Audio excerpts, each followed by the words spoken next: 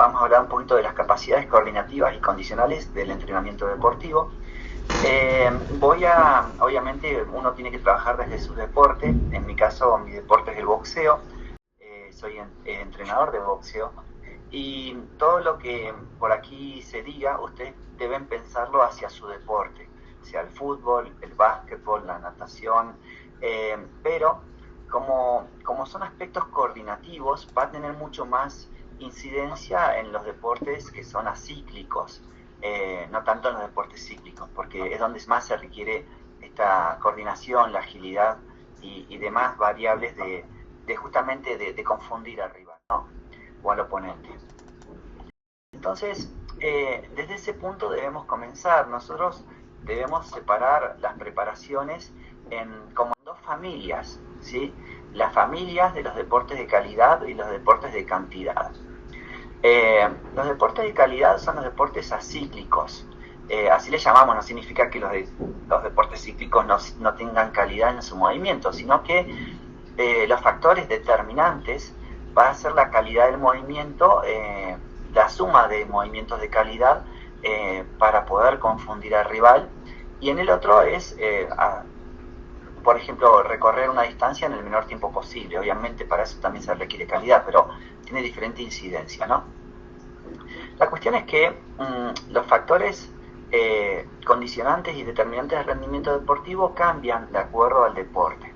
Entonces, por ejemplo, si vemos los deportes como el esgrima, que es un deporte acíclico, en este tipo de deportes la preparación física difícilmente nos va a hacer ganar un encuentro. No se gana teniendo un gran V2 máximo o teniendo un gran nivel de fuerza. En los deportes acíclicos la preparación física es un factor condicionante, es una condición necesaria pero no suficiente, ¿sí? Entonces se gana en los deportes acíclicos, se gana haciendo las cosas bien, reaccionando de la manera correcta en el momento justo. Por eso es que se puede meter un gol, por eso es que se puede meter una estocada o lo que fuere. Ahora, seguramente, si uno no tiene una buena preparación física, esto sí te pueda llegar a hacer perder, ¿sí? Entonces, no es un factor determinante, pero sí es un factor condicionante. Se requiere como condición necesaria, pero no es una condición suficiente. En cambio, en los deportes cíclicos, la rapidez en los 100 metros, la fuerza, por ejemplo, en un levantamiento, en un salto, son aspectos importantes, así como la resistencia en los deportes de larga duración. Y en este tipo de deportes la preparación física sí se vuelve un factor determinante de rendimiento deportivo. Es por eso que esta conferencia va a tener un enfoque más hacia los deportes de la izquierda, los deportes acíclicos, que hacia los deportes cíclicos. Entonces, nosotros comprendemos que dentro de una preparación se forja desde la base hacia la punta a partir de comenzar por desarrollar los factores condicionantes del rendimiento deportivo, del rendimiento de tu deporte. Entonces, sería bueno empezar a preguntarnos cuáles son los factores condicionantes de mi deporte. Y eso se hace a partir de una caracterización deportiva, una caracterización de la actividad que me permita comprender si es un deporte que exige altos niveles de fuerza, altos niveles de resistencia, de velocidad, de agilidad, de coordinación, lo que fuere, ¿no? Pero todos estos aspectos que son la condición necesaria pero no suficiente para ganar, estos aspectos condicionantes, se van a trabajar lejos de la competencia, ¿sí? Porque a medida que se acerque la fecha de competencia, deben tomar más importancia en la utilización de ejercicios los factores determinantes del rendimiento deportivo, que se van a soportar y van a tener su base en los factores condicionantes. Entonces, a partir de tener buenos factores condicionantes, luego puedo desarrollar de manera óptima los factores determinantes del rendimiento deportivo y de esta manera lograr lo que se llama forma deportiva, que es la mejor situación fisiológica, técnica, psicológica, nutricional y demás de la persona, del atleta, para poder competir. Entonces, a partir de esto surge la pregunta, cuáles son los factores condicionantes y determinantes de mi deporte para saber qué trabajo primero y qué trabajo después. Entonces uno debería pensar de cuáles son en mi deporte. Habitualmente en los deportes acíclicos, nosotros dividimos la preparación en 3 columnas. Una columna metabólica, que habla de todos los aportes energéticos por el medio de las rutas metabólicas. Una columna neuromuscular, que tiene que ver con las posibilidades de aplicación de fuerza y tiene que ver con aspectos neuronales y musculares. Y otra columna neurocognitiva, que habla de aspectos visuales, de aspectos coordinativos, de aspectos cognitivos y motores. Entonces, al dividir la preparación en 3 grandes familias, metabólico, neuromuscular y neurocognitivo, entonces nosotros pensamos de estas 3 familias, ¿qué es el factor condicionante de rendimiento en mi deporte? Y vamos a pensar, por ejemplo, el caso de mi deporte, que es el boxeo. En el caso del boxeo, por ejemplo, la capacidad de resistir, la resistencia, es importante porque es lo que me va a permitir a mí recuperarme entre rounds. Y generalmente, en la mayoría de los deportes acíclicos, el metabolismo oxidativo, la fosforilación oxidativa, anteriormente llamada la capacidad aeróbica, es un factor condicionante. Porque claro, uno no va a meter más goles o más canastas por tener un gran VO2 máximo, pero si posiblemente le metan más canastas si no tiene una buena resistencia para recuperarse y ir a tapar el ataque, ¿no? Entonces es un factor condicionante. Lo mismo ocurre con la siguiente vía metabólica, la vía glucolítica, que es el aporte de energía por medio del metabolismo de la glucólisis, y que nos permite a nosotros soportar los ejercicios intensos por tener una buena amortiguación de la acidez. ¿Sí? Entonces es como los factores de base, soportar la acidez y tener buena resistencia. Pero lo que va a marcar el punto que yo vaya a marcar, sea un gol, sea una canasta, sea un golpe, lo que fuere, es la vía fosfagénica, la vía de la velocidad. Y esa vía metabólica es un factor determinante, porque va a marcar la posibilidad de aplicar un gesto técnico a gran velocidad. Entonces aquí podemos determinar dentro de la familia metabólica los factores condicionantes y determinantes. Por tanto, entendemos que lejos de la competencia le damos lugar a mucho trabajo de resistencia, luego empezamos a incorporar trabajos de resistencia a la velocidad y terminamos con mucha énfasis en los estímulos de velocidad. A nivel neuromuscular, lo primero que tenemos que hacer es elevar los niveles de fuerza que tenemos, porque ustedes recuerden que la fuerza deportiva, la fuerza explosiva, habitualmente se encuentra cerca del 30% de la fuerza máxima. O sea, la fuerza que yo puedo utilizar en un gesto deportivo se encuentra rondando el 30% de la fuerza máxima. Entonces, si yo elevo mi fuerza máxima, elevo también luego mi fuerza aplicada. Mi fuerza, ese 30% se vuelve más alto, ¿no? Entonces, si yo trabajo primero sobre elevar los niveles de fuerza, luego me va a permitir mejorar mi potencia aplicada, que es un factor determinante. Por eso se trabaja primero el incremento de los niveles de fuerza y luego la mejora de la velocidad del desarrollo de la fuerza, ¿sí? Que es un factor determinante del rendimiento deportivo. Y por último, la tercera familia, la neurocognitiva o neurocognitiva motriz, se trabaja inicialmente el dominio técnico, ¿sí? Este dominio técnico que me permite hacer las cosas bien. Pero eso no me va a permitir a mí ganar una competencia, porque tengo que hacer las cosas bien en un determinado contexto, ¿sí? Y entonces el manejo estratégico me va a permitir luego transportar todo esto al planteamiento táctico que se da en competencia.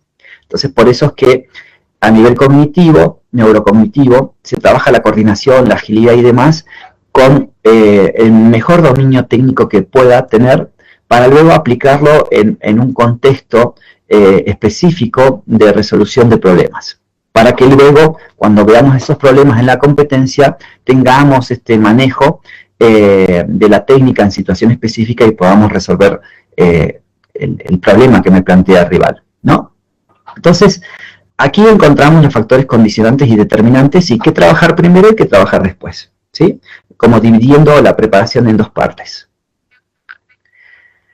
Aquí están las tres columnas que nosotros vimos entonces, la columna de la resistencia o metabólica, la columna de la fuerza o neuromuscular, y la columna de la coordinación o neurocognitiva motriz. Depende de los autores, van a ir cambiando los nombres. Pero en esencia es el metabolismo, la capacidad de aplicar fuerza y la capacidad de coordinar. Y esto se separa en tres etapas.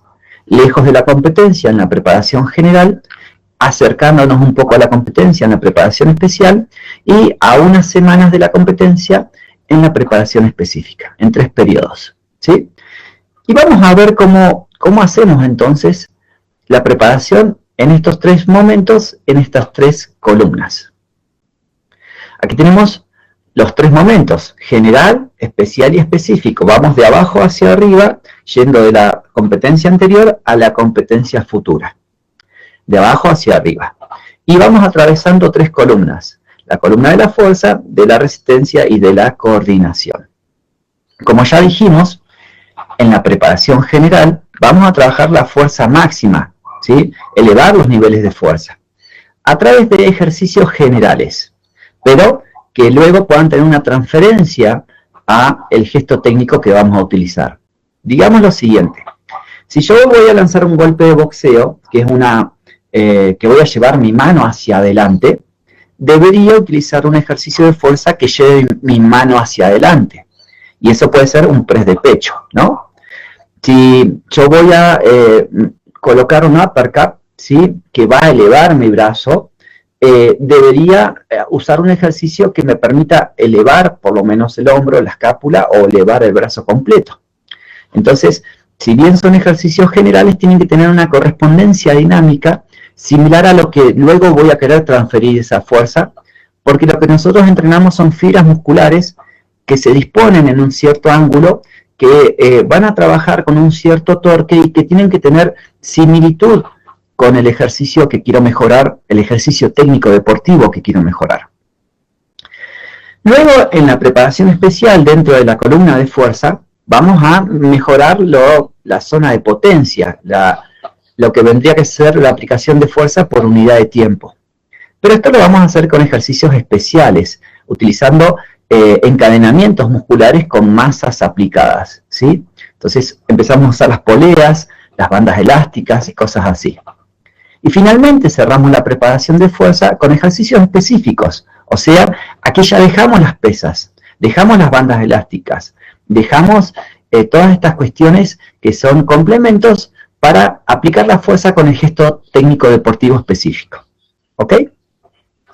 Si nos pasamos a la siguiente columna, la columna metabólica, vemos el énfasis inicialmente en la vía oxidativa mitocondrial. Como ya dijimos, es un factor condicionante. Y entonces metemos gran volumen a intensidades moderadas para provocar mayor desarrollo de las mitocondrias, o sea, que haya más mitocondrias, que el tamaño mitocondrial sea mayor, que los pliegues en la membrana interna mitocondrial sean mayores, que la cantidad de complex al interior de la membrana interna haya más complex, que haya más mioglobina, hemoglobina, más enzimas y coenzimas del sistema oxidativo. Todo esto lo hacemos lejos de la competencia, ¿sí? Porque va a dar la base para luego soportar las intensidades elevadas y recuperarlos más rápidos. En el siguiente periodo de preparación especial, ponemos énfasis en el trabajo glucolítico, o sea, va a haber más volumen glucolítico, en lo que vendría a ser la glucólisis rápida, trabajos que superen los 10 segundos de trabajo intenso hasta los 2 minutos de trabajo intenso, que van a provocar mucha acidez. Esa acidez va a generar a posterior una adaptación orgánica en la célula muscular y en otros órganos, que van a tener mejores amortiguadores de acidez, como los shooters de lactato, ¿sí?, como el bicarbonato y como las enzimas lactato deshidrogenasa, y todo un paquete enzimático y de diferentes canales proteicos que van a ayudar a amortiguar la acidez. ¿Para qué? Para poder soportar las intensidades sin fatigarnos tanto y para poder mantener la calidad de contracción muscular ante intensidades elevadas, ¿sí?, que barran rápidamente la acidez y que nos permitan seguir compitiendo a alta intensidad. Y por último, cerrando la preparación, vamos a meter mucho énfasis en la vía fosfagénica, la vía de la velocidad. ¿Por qué? Porque es el factor determinante, es lo que va a marcar que se logre el gol, la canasta, el golpe o lo que fuere, ¿sí? Entonces va a haber mucho más volumen de ese tipo de trabajo.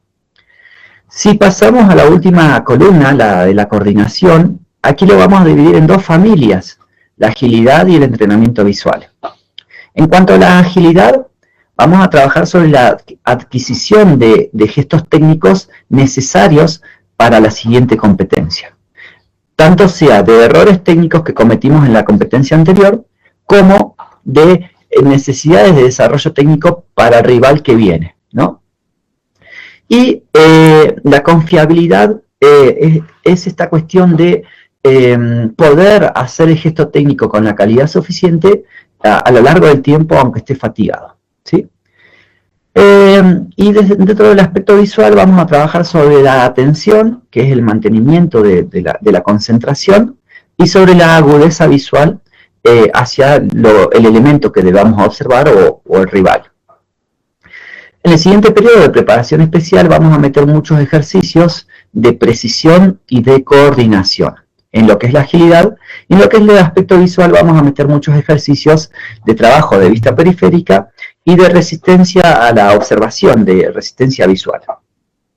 Finalmente, vamos a trabajar en la etapa específica sobre la economía del movimiento, sobre el encadenamiento de gestos, aprovechando las fuerzas elásticas, los cambios de dirección y demás, para mejorar la agilidad a partir de una mejor economía del gesto técnico.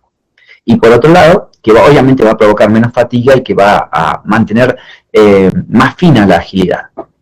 Y por otro lado, finalizamos el trabajo de dominancia visual con ojo dominante y con ojo no dominante para poder empatar un poquito estas capacidades visuales. Eso sería a grandes rasgos un macrociclo con ciertas líneas de trabajo en lo que viene a ser las 3 columnas de entrenamiento en los 3 momentos de la preparación. Bien, ¿cómo hacemos esto? Estas líneas las desarrollamos con las metodologías que se encuentran publicadas y que obviamente son diversas. Aquí vamos a mostrar un ejemplo solamente de cada columna de las metodologías publicadas. En este caso estamos hablando de la metodología de Nacleiro, el año 2005, en donde muestra las zonas del entrenamiento de la fuerza y sus parámetros metodológicos, ¿no? Entonces, por ejemplo, en la preparación general dijimos que debemos incrementar los niveles de fuerza a partir del trabajo de fuerza máxima. Esto, si vamos hasta la columna última, la que dice adaptaciones, vemos que provoca hipertrofia de las fibras FT2A y que provoca un incremento de la fuerza máxima a partir de lo que se llama reclutamiento de unidades motoras, ¿sí? Las unidades motoras que ya tiene el paquete muscular se empiezan a reclutar más porcentaje de ese músculo empieza a ser activo y entonces termino teniendo más fuerza aplicada con la misma masa muscular que ya tenía. Es una adaptación esa neuronal y la de la hipertrofia es una adaptación más anatómica. Obviamente la neuronal es la que se presenta primero. Si yo tengo de 1 a 3, 4 semanas voy a ver más la adaptación neuronal, que es reclutamiento de unidades motoras, y si trabajo más tiempo sobre esta zona del entrenamiento de la fuerza voy a empezar a ver las adaptaciones hipertróficas, que son las anatómicas. Esto se trabaja con intensidades altas, del 80 al 100% de la fuerza máxima. Se puede hacer de 1 a 6 repeticiones, de 1 a 9 series, pero si no quiero hipertrofiar porque trabajo, por ejemplo, en un deporte de combate, bajo la cantidad de series, trabajo de 1 a 4 series para no tener tanto volumen y no hipertrofiar, ¿sí? Las pausas van a ir de 1 a 3 minutos y la percepción subjetiva del esfuerzo en la escala de Omni-Res va a iniciar de 6 a 8 en las primeras repeticiones y terminaría en 10, una fatiga total. Luego de un periodo de 3, 4 semanas trabajando la fuerza máxima, voy convirtiendo esto en fuerza-potencia. ¿Cómo se convierte esto en fuerza-potencia? Supónganse, la primera semana trabajo al 100%, o 90%, primero 90%, la segunda 100%, la tercera semana 90%, la cuarta semana el 80%, y entonces ahí estuve dentro del rango de fuerza máxima. Pero para pasar a fuerza-potencia, que va de 80 al 55%, ya estoy a un paso, porque ya estoy trabajando 90, 100, 90, 80. Ya estoy en 80%, entonces bajo al 75% y ya estoy seguro en el rango de fuerza-potencia, en donde lo que se va a buscar, si ustedes ven la columna que dice adaptaciones, abajo del todo, dice coordinación intermuscular, una mejor coordinación intermuscular y una mayor velocidad del desarrollo de la fuerza, con hipertrofia selectiva de las fibras FTF, ¿sí? Las fibras rápidas. Trabajando dentro de ese rango del 80 al 55%, que de igual manera vamos a trabajar 75%, luego vamos a bajar 65%, luego al 55% y ya entramos al siguiente rango, que es fuerza explosiva, ¿sí? Vamos bajando de la masa a la aceleración. Bajamos el nivel de masa, incrementamos el nivel de aceleración. Y por eso es que vemos la tercera columna, que dice porcentaje de la máxima potencia. Este porcentaje siempre debe ser mayor al 90% de la potencia máxima posible, ¿sí? Y entonces debemos asegurar que no baje la potencia aplicada. Eso lo podemos observar o lo podemos medir con acelerómetros, con encoder lineal, con diferentes aplicaciones. La cuestión es que vamos a hacer de 1 a 5 repeticiones, de 3 a 6 series, siempre y cuando no baje la potencia, y con pausas que van de 1 a 3 minutos, dependiendo del caso. Al inicio de lo que vendría a ser el trabajo de fuerza explosiva, se va a ver una percepción subjetiva del esfuerzo de 1 o de 2, ¿sí? Y finalizamos con 3. Perdón, en fuerza-potencia estamos hablando. Con fuerza-potencia vamos a ver de un inicio de 2 o 3 y una finalización de 5 a 7 en la escala de Omni-Res en cuanto a percepción subjetiva del esfuerzo. Si trabajamos unas 3 semanitas sobre esto, luego como ya llegamos al 55%, bajamos al 45%, supónganse, y ya estamos en fuerza explosiva. Las repeticiones y las series y las pausas son similares en fuerza explosiva. Eso no cambia. Lo que sí cambia es la intensidad, la cantidad de carga. Seguimos bajando la masa y seguimos incrementando la aceleración. Por eso mejoramos la velocidad del desarrollo de la fuerza. Y entonces vamos bajando al 45, al 35, hasta llegar al 20% y finalizamos el proceso de trabajo de fuerza. Entonces podemos comenzar con trabajos genéricos, ¿sí? Luego trabajos más especiales, hasta finalizar con trabajos específicos, ¿sí?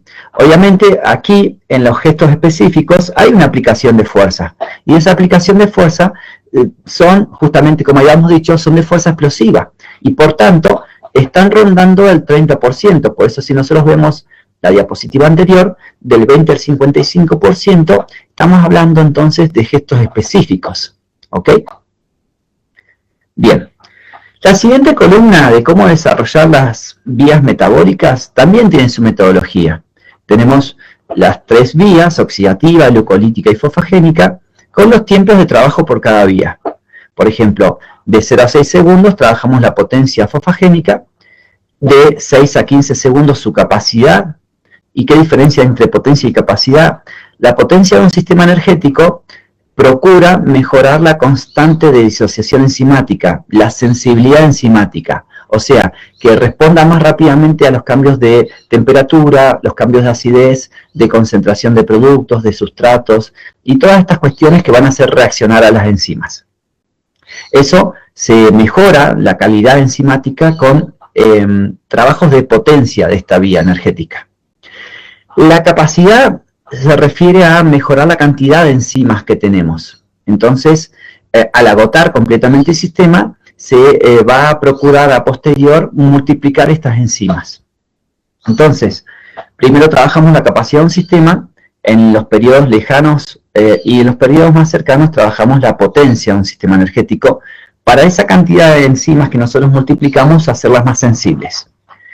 ¿Y esto cómo se hace? Con parámetros metodológicos de entrenamiento, como son, por ejemplo, si quiero mejorar la capacidad de la vía fosfagénica, puedo trabajar, en caso de boxeo, ¿no? 12 segundos golpeando fuerte el costal, por 48 segundos golpeando normal el costal. Lo hago, repito 3 veces, sumo un round, con eso los rounds son de 3x1, por eso está así en esos paquetes, y lo puedo hacer 2 o 3 rounds. De esta manera meto suficiente cantidad de estímulos para agotar el sistema fosfagénico y luego multiplicar enzimas de la vía fosfagénica. Lo mismo ocurriría con la vía glucolítica, pero cambian los tiempos. Los tiempos se van extendiendo. Si quiero trabajar a nivel glucolítico, debo trabajar, por ejemplo, pasando los 15 segundos hasta los 2 minutos de trabajo. De 15 a 45 trabajo la potencia del sistema energético y de 45 segundos a 2 minutos trabajo la capacidad. ¿Sí? Y armo paquetitos, por ejemplo, capacidad glucolítica. 1 minuto haciendo el ejercicio de forma muy rápida, 1 minuto con una pausa activa y 1 minuto haciendo el ejercicio de forma muy rápida. ¿Sí? Eso genera una alta acidez y me permite luego, cuando yo descanso, me alimento, generar codificaciones proteicas para la adaptación a este tipo de esfuerzos que van a generar mayor tolerancia a la acidez. Y lo que en la vía oxidativa debemos superar el minuto de trabajo intenso para que sea predominante esta vía en el aporte energético y nos permita a nosotros empezar ahora sí a trabajar sobre las enzimas del ciclo de Krebs y las coenzimas que van a viajar a la cadena de transporte de electrones y la cantidad de complex que están ahí al interior. Entonces, toda adaptación que requiera de resistencia debe superar el minuto de trabajo intenso hasta los 3 minutos si quiero trabajar la potencia de esta vía o si quiero trabajar la capacidad de los 3 minutos en adelante, por supuesto, ¿no? Se sugiere que la vía oxidativa se trabaje de forma con un gesto que se pueda repetir en el tiempo y que no nos lesione, ¿sí? Por ejemplo, no podríamos estar haciendo burpees 40 minutos, nos vamos a lesionar, pero sí podríamos estar trotando, nadando en bicicleta o haciendo circuitos, no sé, saltando la cuerda 3 minutos, luego haciendo sombra, algo que no me lesione, ¿sí? Cuando el volumen es grande, tengo que buscar que grandes masas musculares estén implicadas y que el gesto técnico sea cíclico. Cuando el volumen es corto, puedo utilizar, como la vía fosfagénica, gestos deportivos más específicos, ¿ok? Entonces, antes, nosotros podemos trabajar, por ejemplo, con gestos específicos, en estos casos, porque son tiempos relativamente breves, que van desde los 6 segundos hasta los 2 minutos, máximo 3 minutos. Pero si nos vamos a pasar de los 3 minutos, debemos distribuir la carga en diferentes musculaturas, por eso hacemos circuitos. Bien. Llegando a la última columna, la columna coordinativa, recuerden que teníamos estas dos familias de agilidad y de visual, y debemos trabajar en lo que es la estructura de agilidad, la coordinación, la precisión, la confiabilidad, la economía y la adquisición, como ya vimos, ¿no? Pero aquí con gestos específicos que coloquen al cuerpo en situación de distancia y de tiempo favorables para lo que voy a luego hacer en el deporte. Entonces, la práctica de la agilidad debe ser muy específica porque la agilidad es una agilidad deportiva, una agilidad que tiene que tener mucha transferencia. Entonces aquí salgo del golpe e ingreso con mi golpe al mismo tiempo. Eso obviamente uno lo puede transferir al fútbol, de cómo salir por banda izquierda, por banda derecha, cómo driblear, cómo hacer una bicicleta, lo mismo con el básquet, con el handball, en los pasos de lanzar a la portería, y así, ¿no? En el vóley, en el armado, en el remate, todos aspectos específicos deben ser. Y en cuanto al aspecto visual, esta subestructura, veíamos todo esto que teníamos que trabajar, y aquí le vamos enseñando al atleta cómo reaccionar a una posición específica del rival. Que esto puede ser posiciones en el área, en el campo de juego, que puede ser posiciones de acuerdo a cómo está el equipo rival, pero tiene que ver y reaccionar de una manera. Primero se aprende y luego se perfecciona y luego se automatiza, ¿sí? Luego podemos trabajar de una forma más mecánica, si se quiere, evitando un objeto que viene de uno y de otro lado, tratando de conectar a un objeto fijo que se mueve y reaccionando a un rival que está simulando un golpe que debo esquivar, ¿no? Entonces, es un nivel de complejidad más elevado. o inclusive reaccionar a lo que hace el otro con sus piernas, y que esto puede ser también en el tenis, que por ejemplo uno le tira la pelota contra pie, o se puede ver en el básquetbol también, o en diferentes deportes uno debe reaccionar muchas veces a lo que hace su oponente. Entonces nosotros lo que estamos sugiriendo en esencia es un entrenamiento con base en experiencias, ¿sí? Experiencias deportivas, ¿no? Porque por eso tratamos de mejorar la agilidad y la coordinación, la coordinación y la agilidad específica, para maximizar la transferencia de lo que hacemos en el campo de entrenamiento cuando estamos preparándonos. Esto que hacemos nos debe ofrecer al atleta una amplia gama de vivencias que le permita desarrollar un automatismo en las respuestas adecuadas para escenarios específicos. Entonces, nosotros debemos colocar en vivencias específicas a nuestro atleta para que resuelva. Y una vez que va viviendo esas experiencias, va dándose cuenta que le ha resultado mejor. Y entonces esto que le ha resultado mejor empieza a repetirlo y empieza a tener un estilo de juego más conveniente a partir de darse cuenta de esto, ¿no? Pero estas experiencias nosotros las podemos enmarcar con parámetros fisiológicos. Por ejemplo, si yo quiero hacer una jugada rápida, lo marco con un parámetro fisiológico de desarrollo de la vía fosfagénica. Si quiero, por ejemplo, sostener una posición en la cancha, lo marco con un parámetro fisiológico de resistencia. En cambio, si quiero estar trabajando la presión sobre mi rival, lo marco con un parámetro fisiológico de vía glucolítica. Y entonces utilizo gestos y movimientos específicos del deporte, pero con parámetros fisiológicos, de esta manera conformando un entrenamiento técnico-físico o físico-técnico, como quieran llamarle. Entonces, lo que se propone son estructuras de entrenamiento creadas sobre un modelo de planificación cognitivista que nos permiten entrenar físicamente, pero contextualizándonos al deporte, ¿sí? Entonces, este es un trabajo coordinativo, específico, que si lo repito mucho tiempo, se vuelve un trabajo de resistencia, que si lo hago rápido, se vuelve un trabajo de velocidad.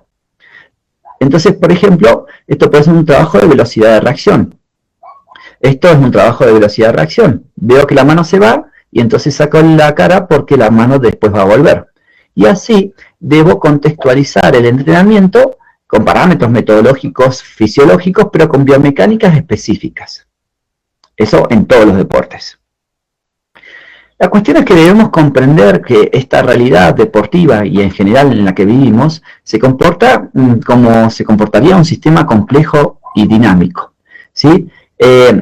Y nosotros debemos generar estrategias más funcionales a este sistema tan cambiante, este sistema que depende de múltiples variables que están en continuo movimiento. Podemos pensar en la nutrición, en la psicología, en la preparación física, en la técnica, en la psicológica, en todas estas cosas que tienen sus subcomponentes y que van a estar siendo codeterminados, ¿sí? Entonces, la vieja escuela proponía, bueno, entrenamiento de fuerza, entrenamiento de velocidad, de resistencia, de flexibilidad. Esto es, digamos, un enfoque que plantea la escuela argentina a través de Claudio Galazo, Mario Di Santo y algunos otros ponentes, a la cual nosotros nos adherimos, y que actualmente estamos pensando la preparación como algo, como un ecualizador. De hecho, tengo una propuesta propia que se llama ecualizador de cargas integradas, el cual propone presentar todas las variables que se encuentran dentro de las familias y ver cómo se podrían comportar a lo largo de la preparación justamente por estos factores condicionantes y determinantes. Cuáles van a estar arriba primero estimulándose para su desarrollo y cuáles van a estar abajo luego manteniéndose y cómo esto van a ir cambiando, ¿no? Entonces, si vemos en la columna neuromuscular y si vemos el momento de tiempo de la preparación general, vamos a ver que la columna de entrenamiento de la fuerza máxima va a estar alta en desarrollo, pero la columna de entrenamiento de la fuerza explosiva va a estar baja en lo que son mantenimientos. Y a medida que pase el tiempo, unas columnas van a bajar y otras van a subir. Lo mismo en cuanto a lo neurocognitivo, lo metabólico, parámetros del área psicológica, técnico-táctica, nutricional y así, ¿no?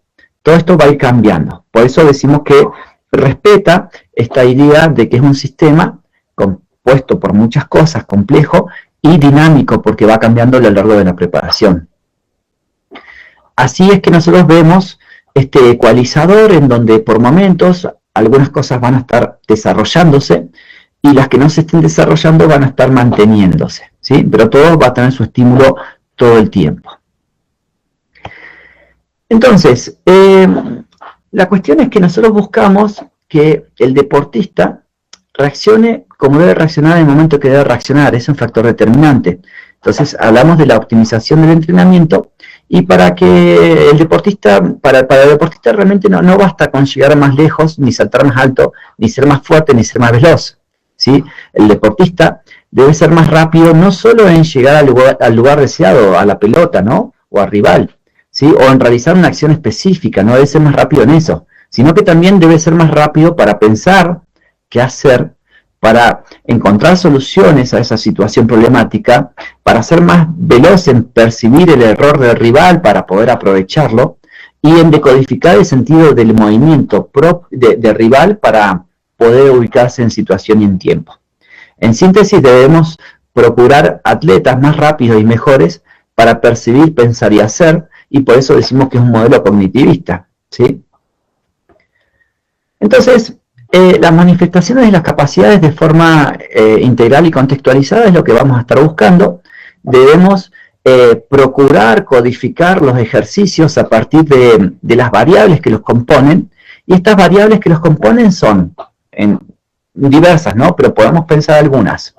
El elemento que vamos a utilizar, el rival y sus características, el espacio en el que voy a hacer la actividad, el lugar dentro de ese espacio, el score, si voy ganando o voy perdiendo, qué posicionamiento mental debo tener para saber qué hacer, si cuidar el resultado o jugármela, el tiempo de juego, si estoy empezando la competencia o ya quedan pocos minutos, las condiciones todo esto van a condicionar las acciones de acuerdo a lo que más convenga para ganar. Entonces, todo esto son vivencias que nosotros debemos procurar, ¿no? Entonces, nosotros entrenamos con música. Entonces, fíjense cómo aquí trabajamos la coordinación específica, ¿sí? Ataque, contraataque, o ataque, contraataque y contraataque al ataque. Y todo esto nosotros lo sacamos de acuerdo a un scouting, a un análisis de rival de lo que más le ingresa como golpes y lo que más lanza a él como golpes para armar la defensa y el contragolpe. Esto se puede hacer en el béisbol, se hace en el béisbol, se hace en el tenis, se hace en el fútbol.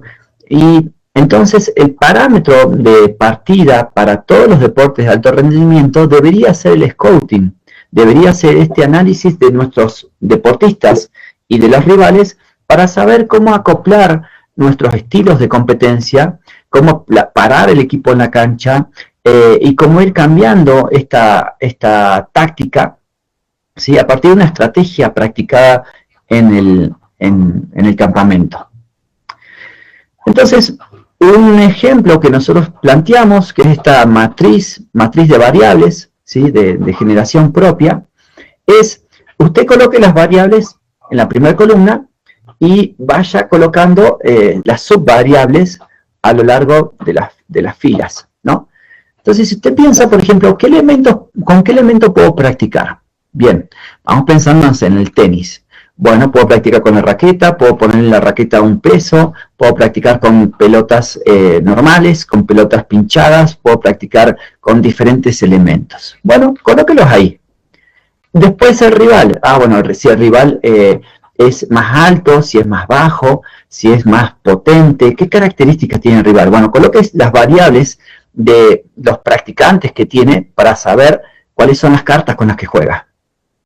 ¿Y en qué situación? Bueno, el tenista se vino a la red, se quedó en el fondo, yo estoy en la red, yo estoy en el fondo, ¿no? ¿En qué situación? Lo mismo aquí para el boxeo, ¿no? En el clinch, en la corta distancia, en la media, ¿qué situaciones puede haber? Lo mismo para el fútbol, para el básquet, para cualquier deporte. Esta matriz de variables y subvariables nos sirve a nosotros para armar los ejercicios que van a procurar la variabilidad de experiencias motrices deportivas con las que debemos trabajar, porque es un entrenamiento con base en experiencias. Y luego de estas cosas, de estas experiencias que nosotros podemos generar con esta matriz, vamos a seleccionar las experiencias, primero más problemáticas, lejos de la competencia trabajamos los problemas, y más favorables, mientras más me acerco a la competencia para incrementar la seguridad. Los problemas los resuelvo lejos de la competencia y las fortalezas las acentúo cerca de la competencia una vez que ya tengo resueltos esos problemas, ¿sí? Pero esto se hace con esta matriz de variables. Las zonas donde se encuentra el juego, ¿no? En este caso estoy contra las cuerdas, estoy frente a las cuerdas, estoy en mi cancha, estoy en la cancha de rival, estoy en el medio de la cancha. ¿Dónde estoy? Estoy contra la red, estoy en el fondo, ¿no? Y el marcador, voy ganando, o sea, porque lo que yo voy a hacer tiene que ver con lo que estoy pensando y estoy sintiendo. Entonces, voy ganando, cuido el resultado. Voy empatando y me alcanza ese punto para ganar, o necesito ganar para no quedar fuera. Voy perdiendo, tengo el marcador muy en contra, muy a favor. ¿Qué tanto me la juego? El tiempo, ¿estoy empezando la competencia o estoy ya sobre el final? ¿No? Entonces, todo esto te va a marcar tu intencionalidad como deportista. Si estás sobre el final y vas perdiendo por un gol, no te tiene que importar nada, tenés que mandar al portero a tirar el centro o a cabecear, ¿sí? Entonces, las acciones que pasan en el campo deportivo tienen que ver con el contexto, ¿sí? Y la mejor toma de decisión de acuerdo a lo que convenga para ganar. Por eso decimos que el entrenamiento deportivo debe estar enmarcado con base en experiencias que te den un feedback emocional y cognitivo de lo que más conviene en diferentes situaciones, para que cuando pasen esas situaciones, la decisión sea la correcta, porque entrenaste con base en experiencias. Entonces, vamos variando las experiencias, fíjense. La primera columna, vamos variando de acuerdo a lo que más convenga, ¿sí? Pero a eso le podemos poner variables fisiológicas. Fíjense, vamos a trabajar la velocidad. Con manopla, con un rival más bajo, o sea, el manoplero pone las manoplas bajas. En una corta distancia, el manoplero se pone aquí bajito. En un espacio reducido, en la esquina del cuadrilátero, y él va perdiendo. Entonces él está contra las cuerdas, ¿sí? Perdiendo contra un rival más bajo. Posiblemente lo que él debe hacer es bloquear porque está contra la esquina, luego levantar en uppercut y cruzar con la izquierda para salir, para girar. Y entonces, como va perdiendo y va finalizando el tiempo, una vez que mete uppercut cruzado y ya gira, debe rematar con todo, ¿sí? Esa es la esencia del entrenamiento con base en experiencia. Tengo un parámetro fisiológico, trabaja 5 segundos a máxima velocidad, mete el uppercut, cúbrete, mete el uppercut como respuesta, el cruzado para girar, y luego cierra con todo que ya está terminando, ¿sí? Eso es lo que nosotros debemos trabajar, experiencias con parámetros fisiológicos, ¿sí? En cualquier deporte, ¿no? Y entonces, esto se coloca, se enmarca en la sesión de entrenamiento. En el caso de boxeo, lo primero que vamos a hacer en la sesión es, bueno, ¿cuáles son los objetivos técnicos? ¿Qué es lo que queremos aprender, perfeccionar o automatizar o mantener en esta sesión? A nivel físico también, ¿cuál es la intención de este trabajo? Queremos mejorar la velocidad, la resistencia, la fuerza, la agilidad, que haya una conciencia para que haya el principio de participación activa del atleta y que pueda realmente saber lo que está haciendo y para qué lo está haciendo. Y de esa manera hacerlo mejor. Y los aspectos procedimentales, ¿no? Las actitudes. ¿Qué espero yo de este atleta? Que, por ejemplo, si vamos a trabajar el cierre de la pelea, lo que espero es mucha garra, espero mucho temple, mucha agresividad. En cambio, si queremos cuidar el resultado, voy a esperar mucho temple, mucha calma, mucho control, ¿no? Mucha observación. Depende de lo que vos estás trabajando a nivel técnico y a nivel físico, es lo que le pido también, está integrado. Luego viene la entrada en calor, ¿no? Obviamente general, especial y específica para cada deporte. Entonces, general hablamos del calentamiento corporal, de mayor elevación de frecuencia cardíaca, respiratoria. Luego, en el especial buscamos un poquito de lubricación de las articulaciones, líquido sinovial y demás. y luego ya vamos a el calentamiento específico con gestos técnicos específicos, ¿no? Toda la parte coordinativa. Una vez que ya entramos bien en calor, vamos al aprendizaje, perfeccionamiento o automatismo técnico de lo que tengamos que trabajar en ese momento, y luego vamos a la parte física, que podemos trabajar aspectos neurocognitivos, neuromusculares o metabólicos, pero siempre trabajando con una especificidad del entrenamiento. Luego cerramos con trabajo de core y cuello para el boxeo y la vuelta a la calma, ¿sí? Entonces, lo importante es nosotros que debemos saber es que la experiencia no es lo que le sucede al atleta, sino lo que hace el atleta con lo que le sucede. Por eso es que debemos estar continuamente como entrenadores observando esto, dando feedback positivo para que esta alostasis que se genera en este entrenamiento provoque una naturaleza en la forma de reaccionar más positiva en nuestros atletas. Entonces fíjense lo siguiente, vamos a ver un caso que pasó de esta inteligencia corporal. Contra las cuerdas, Floyd Mayweather recibe una derecha muy fuerte luego del jab. Entonces tira el jab Maidana, Mayweather siempre hace esto y vuelve con la derecha. Entonces Maidana tira a la izquierda, sabe que va a hacer eso Mayweather, se inclina hacia la derecha y mete la derecha. Fíjense, casi lo noquea. ¿Sí? Tocó la campana y lo salvó la campana. ¿Sí? Entonces Maidana dijo, oh, ya sé cómo. Voy a tirar el jab y luego me inclino hacia la derecha y meto la derecha, porque Mayweather siempre hace el contragolpe con la derecha. ¿Qué pasó? ¿Por qué no lo noqueó si esto pasó en el segundo round? Y te quedaban 10 rounds más. Porque siempre que veía esa intención en Maidana, Mayweather se inclinaba hacia el otro lado. Se inclinaba hacia la derecha de él, evitando ese recto derecha. Entonces, la experiencia de Mayweather le marcó eso. No es lo que vivo, sino qué es lo que hago con lo que vivo. Y lo más importante es in situ, es poder hacerlo en la competencia. Si a mí me desbordó un rival por la izquierda haciendo una finta, no me puede desbordar nuevamente con esa misma finta, ¿sí? Tengo que encontrar una posición en la cancha que me permita evitar eso. Y acá pasa lo mismo. Si ya me metió ese golpe, no me lo puedo volver a meter. Muy bien. Esa fue la conferencia, espero que no haya sido ni corta ni larga, espero que haya estado enmarcado en el tiempo que teníamos y espero haber sido lo suficientemente claro como para que se entienda más o menos la visión que estamos tratando de procurar.